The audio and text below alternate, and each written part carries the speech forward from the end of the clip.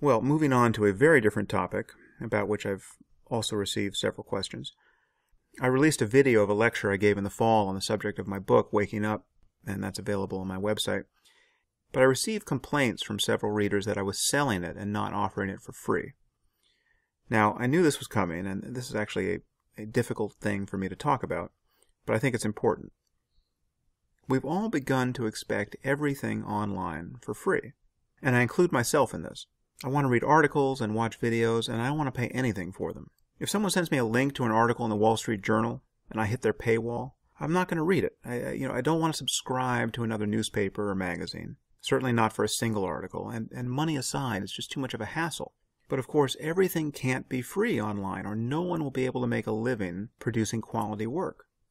We have yet to find an elegant solution to this problem. But the problem runs deeper than this because people actually make a significant effort to find content for free rather than buy it. I've heard from several people, ostensibly fans, who are just waiting to find my Waking Up video for free on a file sharing site, that is, illegally pirated. These are people who will express a totally positive orientation toward my work, but they just don't want to spend $4.99 on a video. And in fact, I've heard from people who bought the video and really enjoyed it, but regretted that they had purchased it before they realized that it was available on a file sharing site for free. And of course, it's only available on a file sharing site because somebody, some fan of mine, I suspect, I actually don't think this was malicious, but some fan bought the video and then uploaded it because he felt that he is a better judge of whether it should be offered for free than I am. So this is an interesting problem because I completely understand the expectation that information should be free. Again, I feel it myself online. Paywalls suck. We need to find a more elegant solution than repeatedly asking people to input their credit card information. But we are all experiencing a race to the bottom now, where it's becoming harder and harder to charge for content online, and therefore harder to have a career as a writer or musician or photographer or filmmaker or journalist. Jaron Lanier wrote a very interesting book entitled Who Owns the Future that focuses squarely on this topic. Now, content creators are all in competition with one another, of course, for our time and money, but they're also in competition with free versions of themselves. For instance, I wrote a book, Lion, a very short book, and it was initially published, I think, for $2.99 as an ebook. And I received complaints from people who noticed that they could read 8,000 or 10,000 word articles on my blog for free.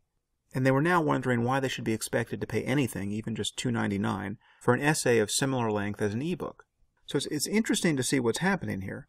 I'm losing a competition with a free version of myself. I was being penalized for having written blog articles that were so long and fulfilling, apparently, that they seemed to undermine any justification for charging for something of similar length in the future. And this is a weird situation to be in. For instance, I just spoke about a book that Majid Nawaz and I are writing.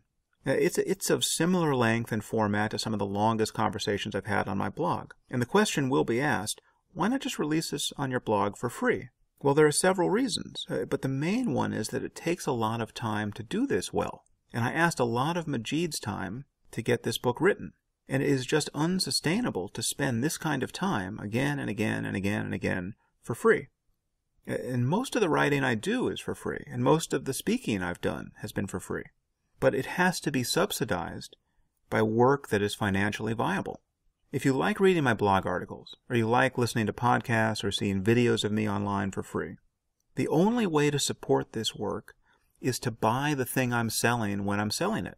And in the case of this Waking Up video, I was actually trying to do something unusual. I produced a video that is obviously of higher quality than anything that's likely to happen on its own when I get invited to give a lecture and then someone records it and puts it online. And it turns out that it's very expensive to do this. It's expensive to merely acquire the footage. I recorded 3 separate talks in 3 separate cities, and this was all done professionally with a 5-camera crew in each city.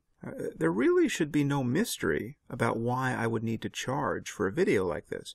It cost over $100,000 to make. So the question of whether it makes sense for me to produce a video of high quality is a question that can only be answered affirmatively by your willingness to pay for it. So I am running an experiment here, and the only way to support it, I'm afraid, is to buy the video and not download the pirated version. Now, my concern is that this is all sounding more mercenary than it is. I mean, it is an immense privilege to do the work that I do.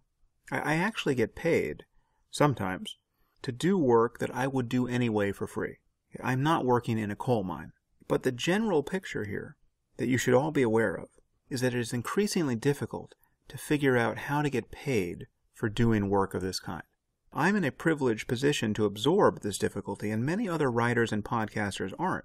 So if there's a podcast you love and you've been listening to it for free for months, and there's some way to support it, they have an Amazon affiliates link on their website, or they have a donate button, I would encourage you to support it, because we're all trying to find some way to cross over into this digital future of media. And free really is the enemy. Free has made it almost impossible for musicians to get paid for their music. Now they're just forced to tour endlessly in order to make up the difference. The problem for writers in particular is that touring is generally not an option. Many writers are not people who can make money speaking. I mean, they were writers after all. I mean, unless we can figure out how to subsidize the creation of quality content with something more than banner ads, the entire world is going to become the Huffington Post. Now, unfortunately, I don't know what the solution is, but personally, for the moment at least, I intend to occasionally charge for something that took a lot of work to create, and then do the rest of what I do for free. And so, for instance, before I got on this topic, I spent about 15 minutes or so talking about the problem of global jihad. Okay, why did I do that? Well, because I think it's a very important problem, obviously. But I wasn't getting paid to do that, and I'm incurring a non-trivial security risk for doing it. So think of this in light of my forthcoming book with Maajid Nawaz, which also could be offered for free on my blog, but I actually feel that given the amount of time we're putting into it and given the obvious benefit of having Harvard University Press help us launch it, it makes sense to publish it as a book. And so if you are behind the project of speaking honestly about the problem of Islamism and global jihad, and you think I'm contributing something useful to that conversation, or Maajid is, then when we publish this book, the only way to cast your vote, not just about the book, but about podcasts like this, is to buy it and read it and talk about it, and not wait for some pirated version of it to be scanned and put online so that you can read it for free. All right, so now that I have browbeaten you all sufficiently, we can move on to other topics.